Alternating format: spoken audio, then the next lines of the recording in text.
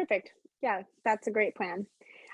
So like I said, my name is Sarah Sacala. I am currently in my third of 3 years at Lesley University getting my master's in music therapy and mental health counseling.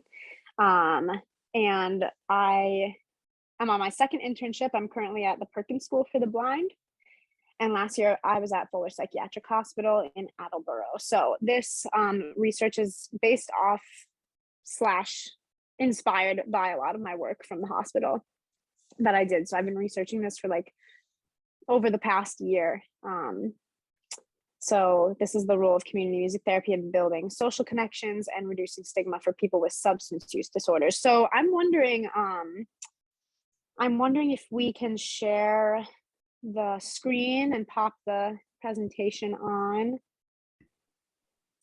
Cool. Thank you so much again for that. Way to adapt and persist. Name of the game this year. See, can I? And like all the time, but like especially this year. I don't know how to get this to present. Hold on. I'm so sorry. No, it's okay. Even if we read it like that, I'm cool with that. If everyone's cool with it, I'm like put really small slides on, but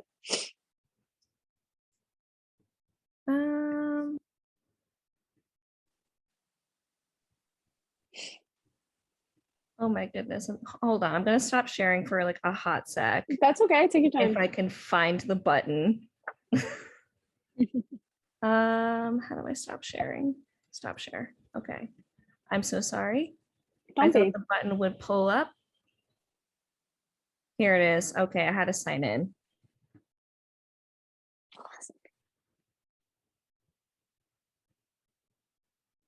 All right, there it is. That's me.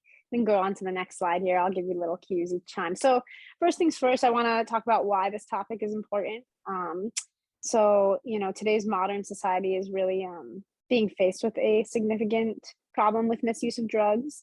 And like I said, after having my first placement internship at Fuller Hospital, I developed a desire to learn and understand how to treat stigmatized populations such as this one. So my experiences at the hospital inspired me to explore societal and systemic barriers to treatment for people with substance use disorders, as well as how the field of music therapy can build social connections and help reduce that stigma that we see so evident. You can click onto the next slide there.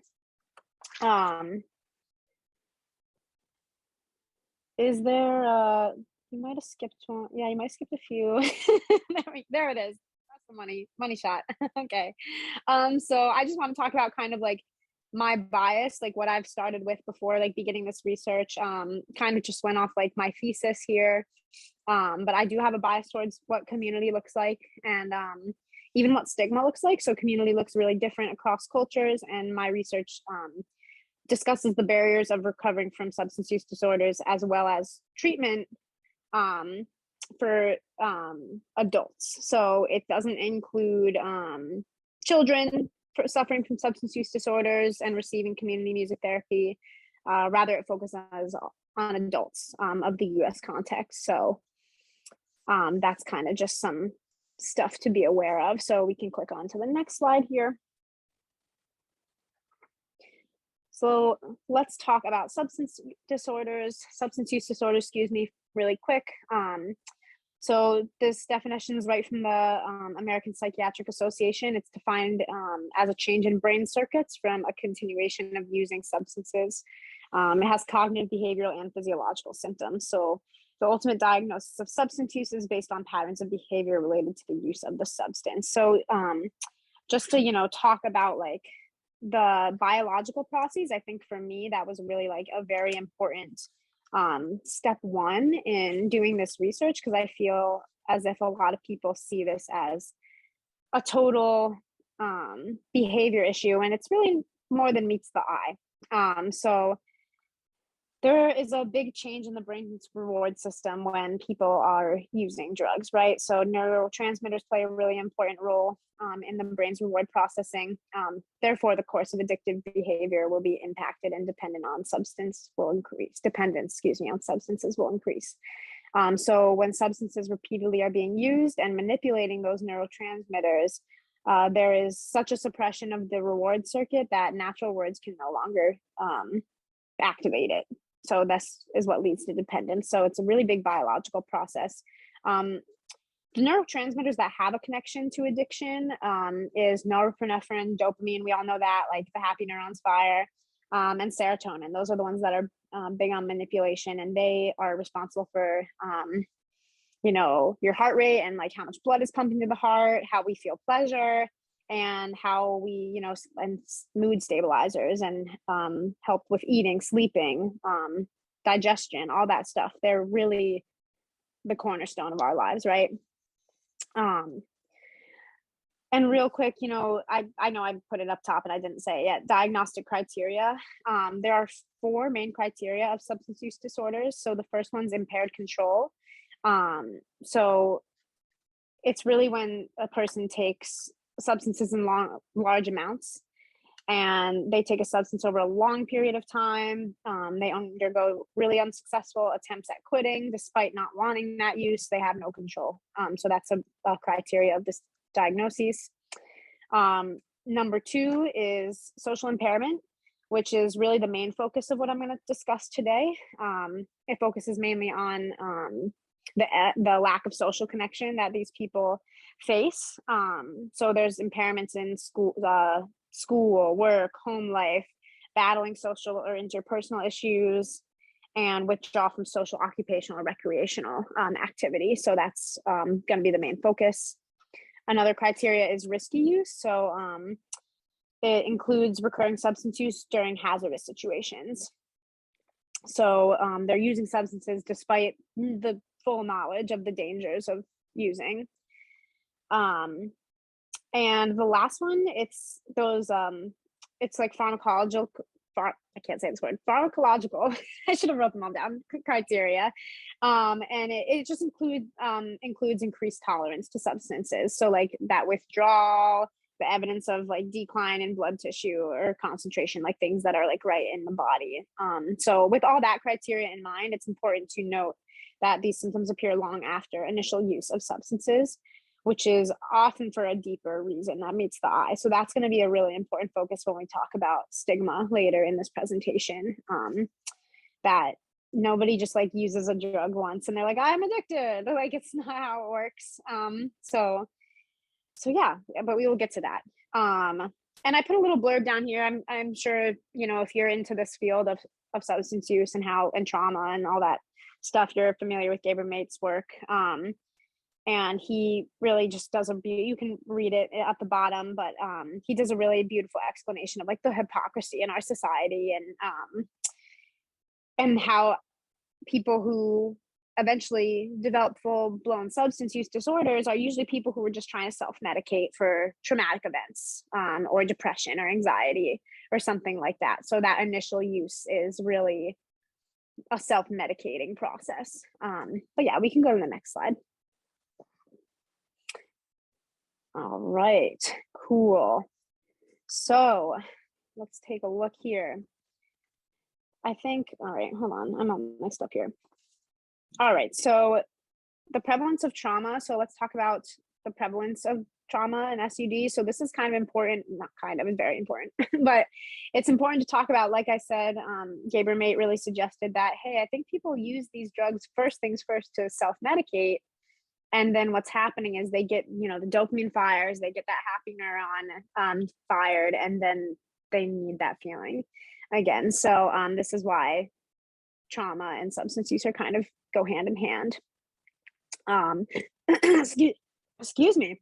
Research indicates that 55 to 99% of women with co-occurring disorders have experienced trauma from abuse, and that women who are survivors of abuse tend to engage in self-destructive behaviors such as substance use. So, if you go through a traumatic event, there's an example right there. You're more likely to engage in using drugs to self-medicate. But both men and women with a history of traumatic events, especially those including interpersonal violence, physical or sexual assault, witnessed violence, or even injury from violence, are at a much higher rate for developing substance use disorders. Excuse me. So there's a lot of, barriers to getting care, which I think is important to talk about. The cost of treatment, for one, is really high. So especially if there is a need to be in a facility for a long period of time, rehab can cost thousands of dollars. So this cost becomes an even greater burden when the sufferer has no support system. So just kind of looking at like barriers to recovery, because I think people in society, just based off the research I've seen, are very much like, well, why don't you just stop? And I'm sure we've all heard that if we've worked in like a psych setting, like, oh, why don't you just stop? And it's not that easy. It's very, very, there's a lot of barriers to treatment. Additionally, there is a required detoxification for some facilities, not all facilities. I know crisis care facilities might be different, but basically people suffering from substance use disorders are refused admittance into a facility if they hadn't detoxified themselves and made it through those detoxification period, excuse me, which is already like a setup for failure, right? So that's kind of like the hardest time right there. So that's an interesting criteria to be admitted to a hospital. And even the lack of support from family, community, and treatment teams. So some people don't have the support. This is where that social impairment comes in. Some people don't have the support from their families or are unable to return home after treatment. So they have nowhere to go after treatment. So society looks at drug addiction and substance use as a behavioral issue and they don't see, you know, the hardship going on behind it. But I read somewhere that they're seen as sinful and dishonest, right? So even just that really problematic wording and problematic description of people suffering from this horrible illness is not great. So the stigma from treatment teams even negatively affects the recovery process. And it's important to put trauma-informed care in healthcare settings because, you know, we need to check our biases and we need to check our own you know, what we feel about things and before we work with them. We need to not let that bias come into our treatment, right, for a patient or a client or what have you. So it does tend to be substance use disorders they tend to be comorbid with another mental illness. Like I said, a lot of self-medication for depression, anxiety. So trauma-informed care has shown to have a positive correlation with recovery success, but treatment services really need to be designed in a way that addresses both the person's substance use and their mental illness. And right now that's not really happening in many facilities. So yeah. Yeah, I think that's good. Let's move on. Next slide, please. So music therapy, I feel we all know Brusha. Still don't know if I'm saying his name right, but especially Leslie people, I know you know who he is. So due to the dual identity of both music and counseling, the practice of music therapy can take on many different roles. So a working definition that I like that I think really aligns with what I'm talking about here is that music therapy is a reflexive process wherein the therapist helps the client to optimize the client's health using various facets of the music experience and relationships formed through them as an impetus for change. So this process of music therapy aims to build relationships and bring awareness to clients as well as, you know, build a health focused space. So that's kind of what I'm going to get at as we keep talking about all this stuff. So let's move on.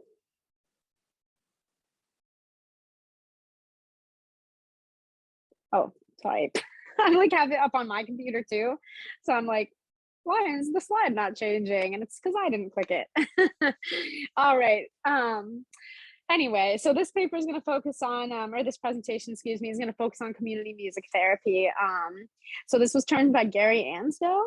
It's a music therapy approach which focuses on changing public health, lack of social connection in individuals. So I chose to focus in on this practice and this approach of music therapy because, I mean, look at the definition. It hits it right on the head with what we're going for here. It's like all the criteria of substance use disorders targeted in this one definition. So it just kind of fell into my lap when I was researching. But I really enjoyed the definition from Emily Steele. I'm sure a lot of us know who she is too. But community music therapy is all applications of music and music therapy where the primary focus is on promoting health within and between various layers of the socio-cultural community and our physical environment. It provides important understandings about the uses of music to enhance connectedness and support communities through both individual and group work.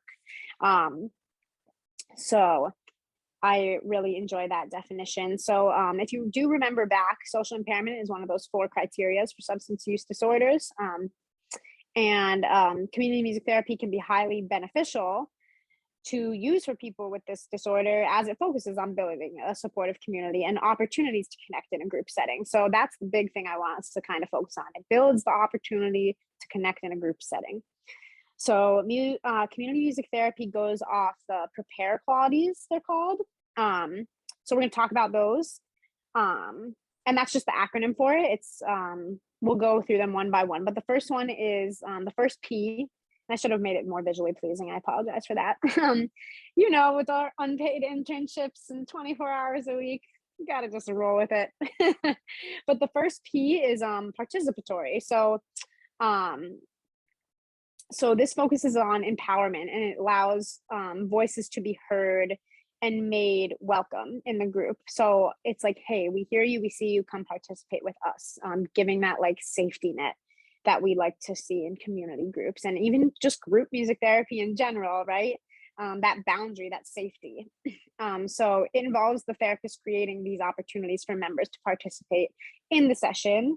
And it additionally challenges and prevents any power struggles, which is really important, that would otherwise appear. And I think that's really important for substance use disorders, just because you're seeing, at least my experience working in the hospital, I can't speak for all experiences, but my experience working at the hospital is like you're seeing some people at their absolute powerless, most worst self. And how do you avoid a power struggle?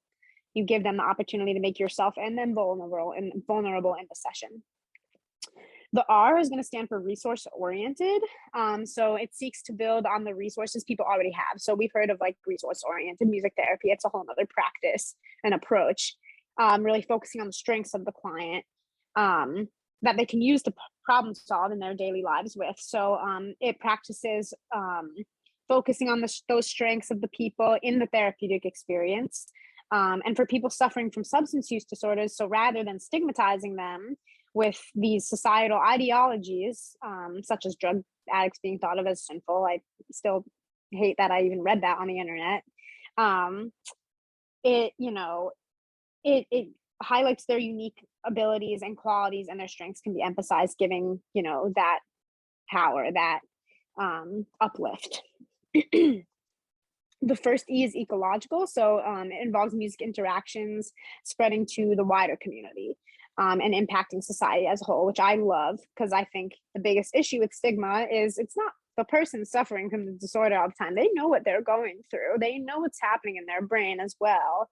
It's the outside environment and everyone else in the world that's like, oh, you are like, you know what I'm saying? So I love that this practice of music therapy really aims to explore how can we bring what we're doing in the music therapy experience out into the world to spread that knowledge and impact that society as a whole. Like, how do we spread the knowledge about the biological processes of substance use disorders, right?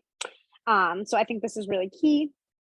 And it popularizes a way of understanding how an individual is positioned in their world and has relationships within layers of social systems. So it's a highly important aspect when working with people with substance use disorders.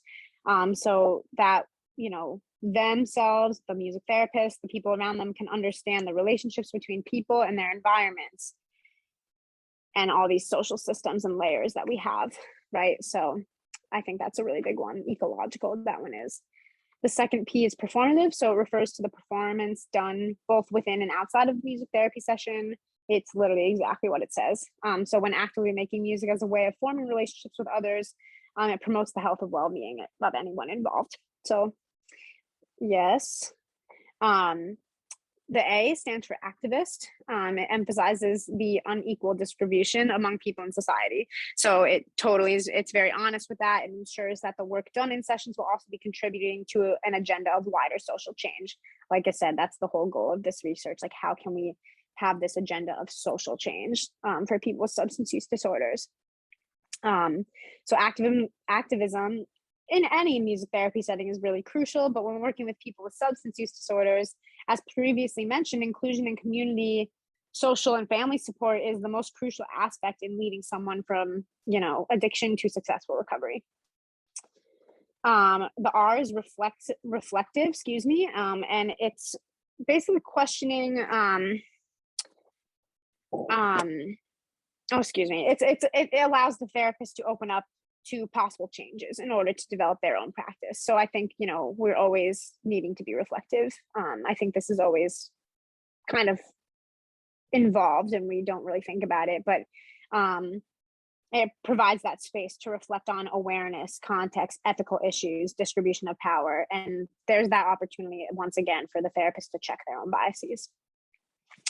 And the final one is ethics driven. So it's an ethics driven approach. It's an approach based on human rights. It's important in working towards less stigma and increased connection for people with substance use disorders, because the advocacy needed directly relates to social justice. So that's why I really enjoyed this whole practice. So some methods that you can use to build connections and reduce stigma with substance use disorders: group drumming. I've read a lot about group drumming. It's used to treat substance use and reinforce recovery. So it has that high participation. You can have a leader and a follower, and it works towards helping people rediscover their natural selves in a safe community. So it combines self-expression with problem solving to learn leadership and discover one's own potential, and produces an altered state of consciousness, high energy, and community connection. Another big one is improvisation, which uses pitched instruments, or can use pitched instruments, voice and drums.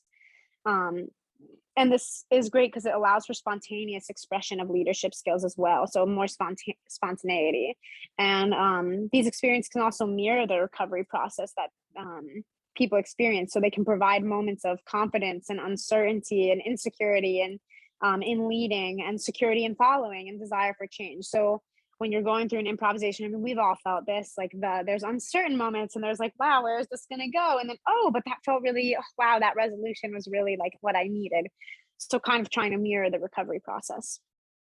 And the last one for now, well, not last one, but lyric substitution. I found great success with this one at the hospital when I was there.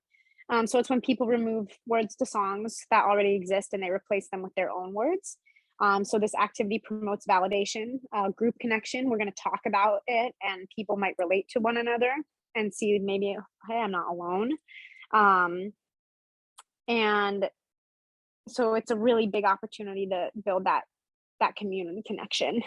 So that's pretty cool. And also I even read somewhere that music can increase dopamine, which I think we are all biased towards. I wanted to like check my research because I'm like, well, I know it increases my dopamine, but I can't say that to anyone else. But it's true. Music increases dopamine in the brain. So helping with that natural firing that we've lost already. We've lost that natural fire when we become addicted to a drug. So, kind of repatching that up is not all the way, but, getting there. No matter what kind of method you use, I think verbal reflection is always going to be really important. How do you close up that space for people after a really intense improvisation, after a really big lyric substitution? How do you close that space? How do you, you need to provide a space for people to discuss and even relate to each other. And it can be used for validation, group closure, and a lot of goals that can be addressed with these kind of sessions and this reflection period can include but aren't limited to, stress management, self-awareness, emotional expression, and how addiction blended with personal qualities can contribute to recovery, right? So let's click over to the next slide, I think. Okay, yeah, let's do this. So just talk about stigma really quick. The stigma is very present in society, and it needs to be addressed and discussed. And this can be done through research, advocacy, and even clinical care. So there's a big presence of stigma in the media, and I'm sure we've seen this, with many things. But there's a lot of negative portrayals of people with mental illnesses and substance use by the media, and even in like police reports and stuff like that. So thus influencing society further. That, oh, we should look at these people this way, and it's like, oh, these people are all like this. So that influence is there in the media. But news reports have described and positioned them, like I said, sinful, dishonest, cunning, and weak. And this could even halt someone from seeking out help. So stigma grows even greater when people are considered responsible for a condition that arises from their mind rather from their body. So, we even talk about like invisible illness, like someone in a wheelchair, I can see that, but I can't see someone who's like suffering an addiction silently, kind of deal. But in 2015, actually, the Washington Post recorded any incidents where police fatally shot a civilian. And stereotypical terms that are used in these reports to describe the person were such things like crazy, crazed, deranged, nuts, and psycho.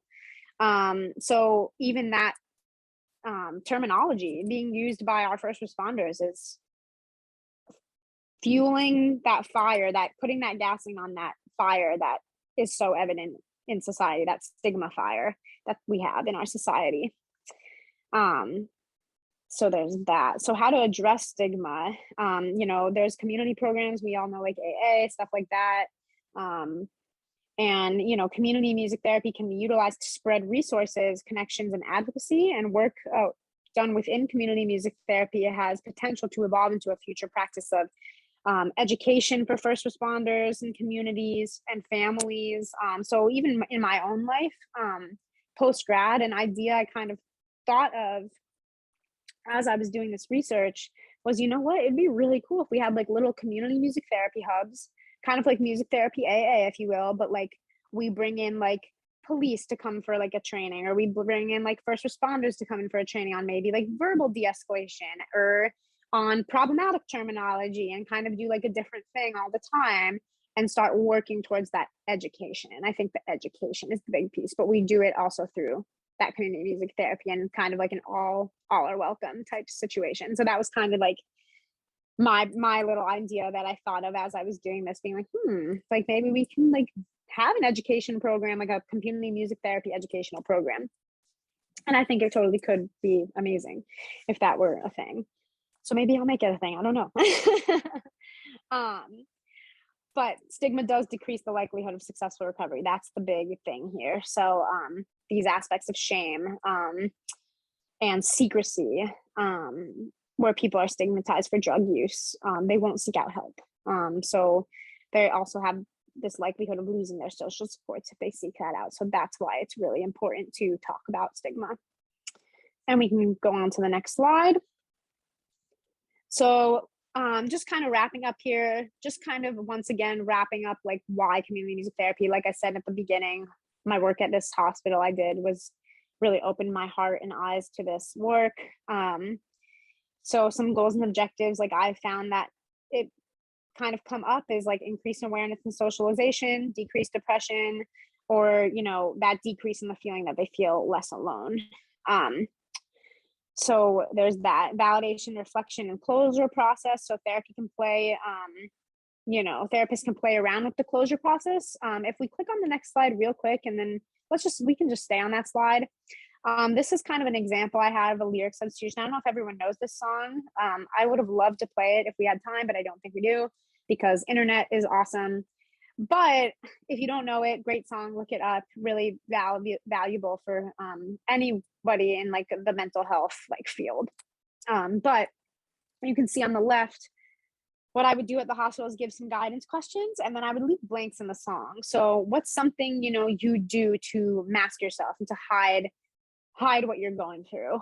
So some examples that I've had patients say would be like, put your smile on and all that stuff. Or think that was a big one, like, oh, I have a fake smile. A lot of them felt that way.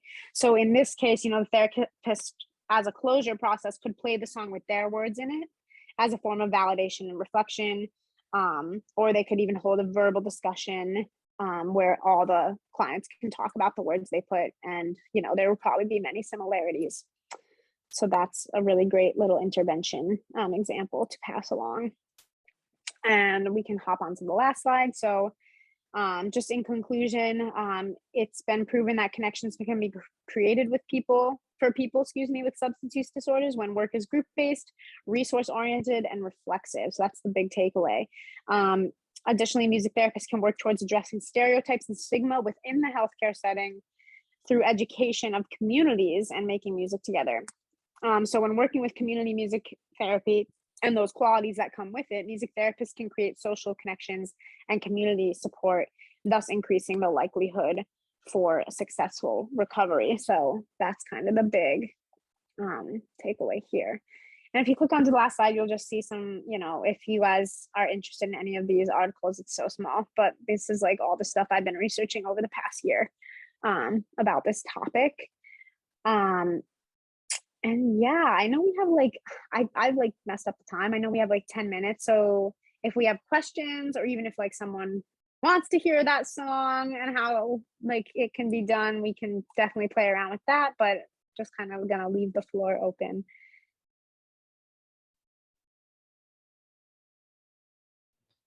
Is it all right if I stop sharing? Yeah, go for it. Well, thanks. Thanks again for doing that.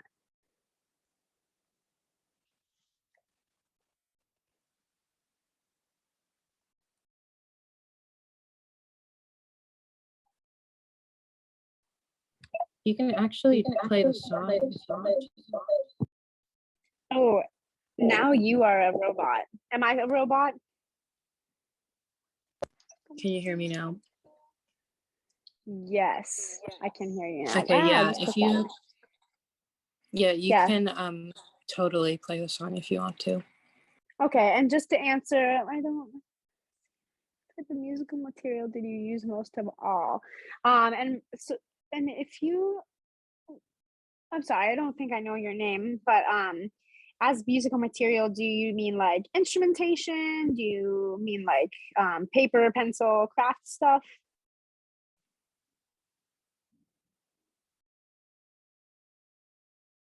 She'll unmute. Well, I could just talk about it. It's but the materials, at least for that specific intervention, I would use is just if we had crayons or something to write with. The guidance questions, I'd bring a printout of those questions and the whole song. I obviously didn't fit the whole song in the slide, but put them in there, and then that's kind of what I would do. Sometimes I'd bring extra drawing materials. It was kind of hard at the psych hospital because you weren't allowed a ton of stuff due to just hazards and things like that and risks. So I did a lot of processing it through art and drawing. Here you can draw something, and so I would always bring something if someone needed to further get their emotions out if just the substitution wasn't enough. But with that, really, it was just a guitar. But there were times depending on the people, it really depended on the people who were in. I would bring maybe some shakers, maybe some drums, and we would do a whole band, and we'd be okay, band, let's play this person's song, and we would play the song with their lyrics in it. One by one, we would play everyone's song and switch instruments and stuff. So it was really fun. I hope that answers your question. When using songs for interventions and activities, and you guys can totally unmute too. I actually like the talking apart. So when you using songs for okay, it was my question. I'm without, so sorry, but maybe I will even develop it. I am from Russia. And I feel sharply my, I don't know, disability to learn all English language song material, even not all, but many English language songs. Mm-hmm. My question is, when you worked at this hospital, I think, am I right or not, that there are people of different nationalities can be there? There may be people speaking Spanish and other languages. And I think that especially when we speak about trauma, it's very personal personal story, and native language should work better. So maybe it's like my thinking aloud. I think that maybe I can be really good music therapist for Russian speaking people, because for them it will be like a rare opportunity to speak on language which they feel better. That's why I asked you about material. So do I see. you work only with English language song material, or did you use Spanish language songs? And what do you, not even think, what do you feel about it? Yeah, great. That's a really awesome question. I love that. So no, I didn't actually only use English songs. There were a lot of, Spanish speaking patients, a high Latino population.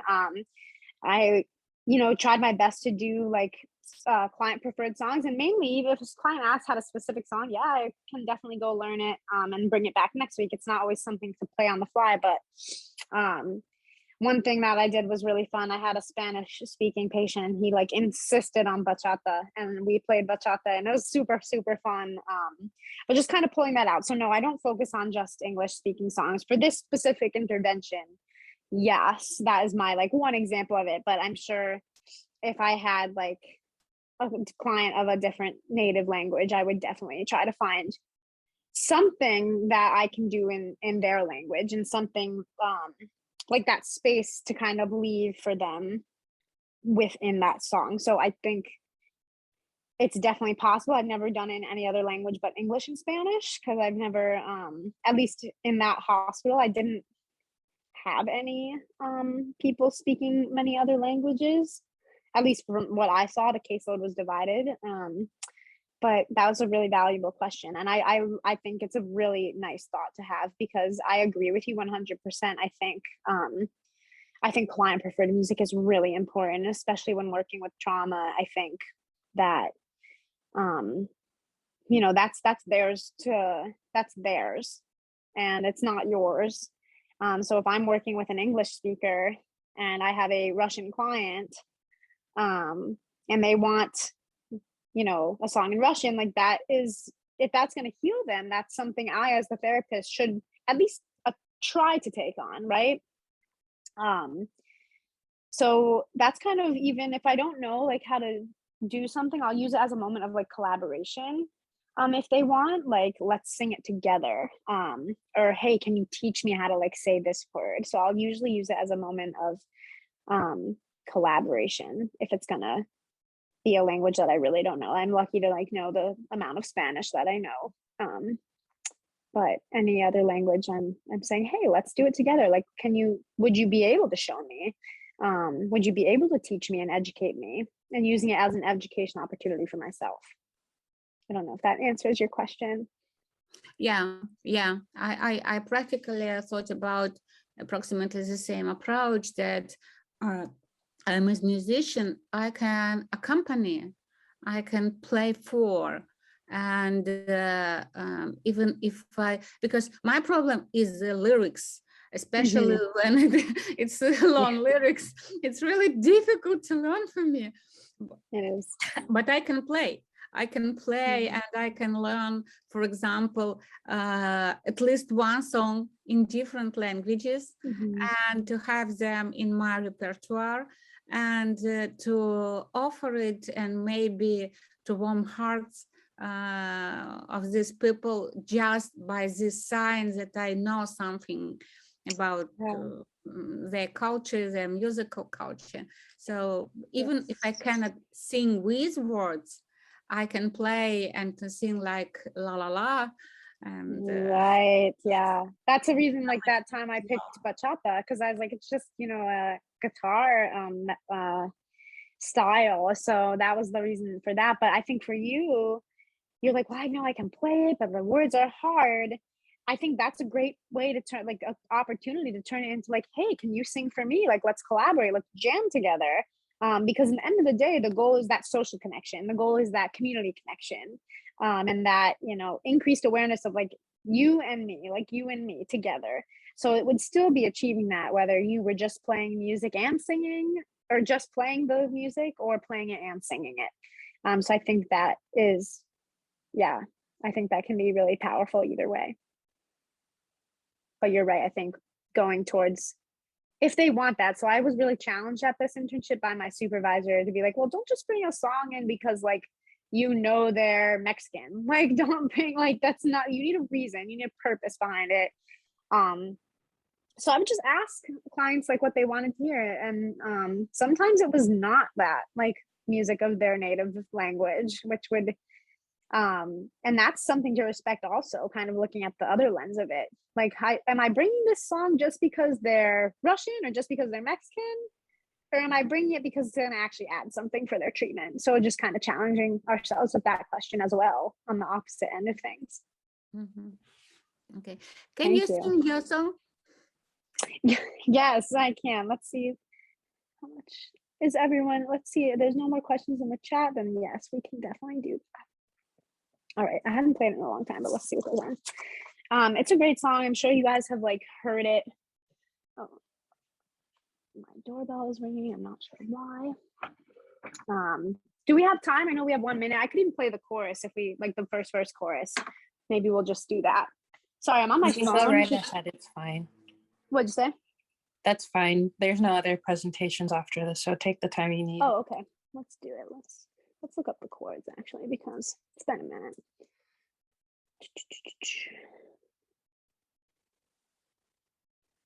So if you guys know this song, feel free to sing along in your Zoom screens. All right. Alrighty. And we need a capo. Let's get a capo.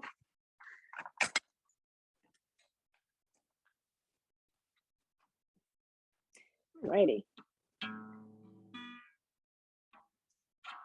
I don't know if this sounds good for everyone. All right, give me 1 second. I do. Okay.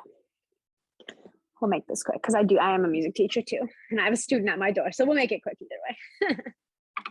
Alrighty. Like if you know it, like I said, feel free to sing along.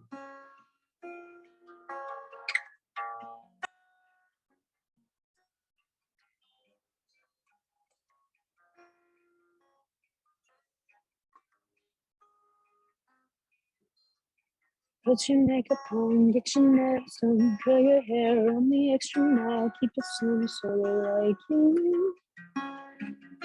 Do they like you? Get your sexy on, don't be shy, girl, take it off. This is what you want to be on, so they like you. Do they like you? You don't have to try so hard. You don't have to give it all away.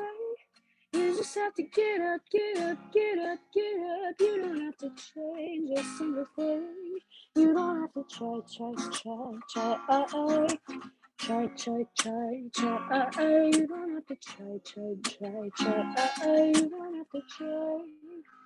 You don't have to try.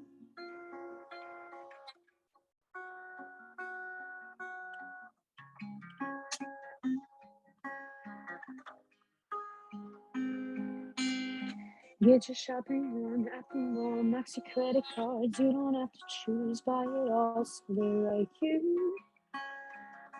Do they like you?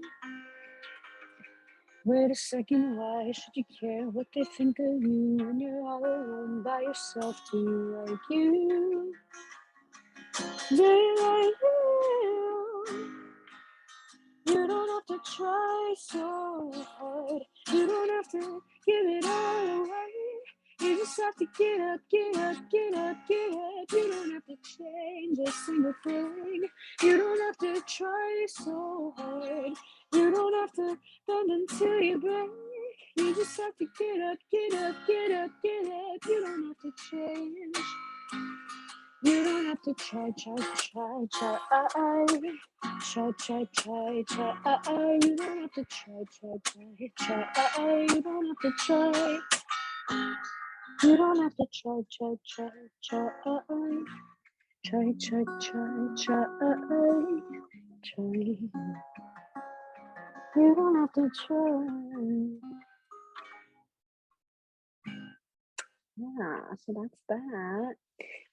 But you know, big things that the reason that song's great is there's a lot of opportunities to change the strumming pattern. So when you work with clients and make their song something else, just changing the strum pattern is always like a good way to change it up a bit, and like not actually really changing it up, but giving that different. If I want to increase it and adding that slap on the guitar, or if I want to bring it back down, finger picking. So kind of noticing how our strumming and how our guitar playing makes a difference in the feeling of the song. So yeah, that was just a little side note, but yeah, cool. Thanks guys for letting me hang out with you today and share. Do you have it on YouTube? I don't have it on YouTube, but definitely a lot of other people do. But if you'd like a recording, I can definitely send you one. Okay. Great song. Great song. Yeah, I can drop my email actually in the chat too. If anyone has questions or wants to like ever, you know, talk about music therapy, I love doing that. Let's put the email in the chat. All right, cool. Well, thank you. Thank you so much, Sarah. Your whole presentation was just something that, you know, I'm positive that all of us learned something from.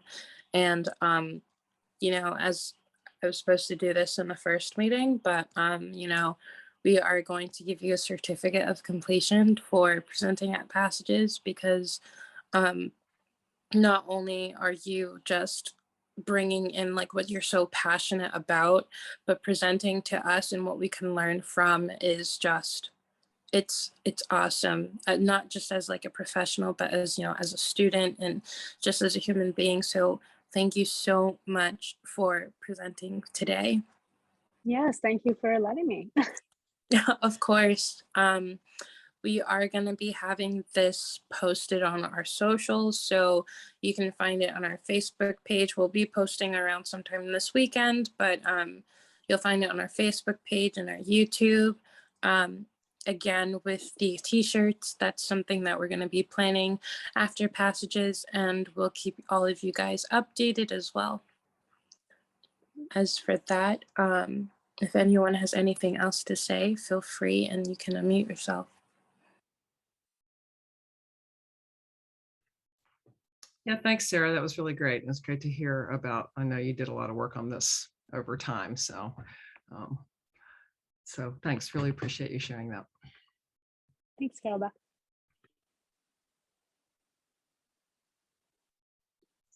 Okay, as for that, if no one has anything else to say, we are ending this meeting.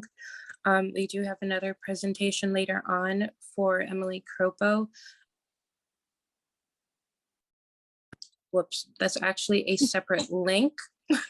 Being on the phone is like weird, but yeah, so that is a separate link for later. And that's all for today. Thank you so much for everyone participating in Sarah's presentation, and that's it. Thank you. Bye, guys.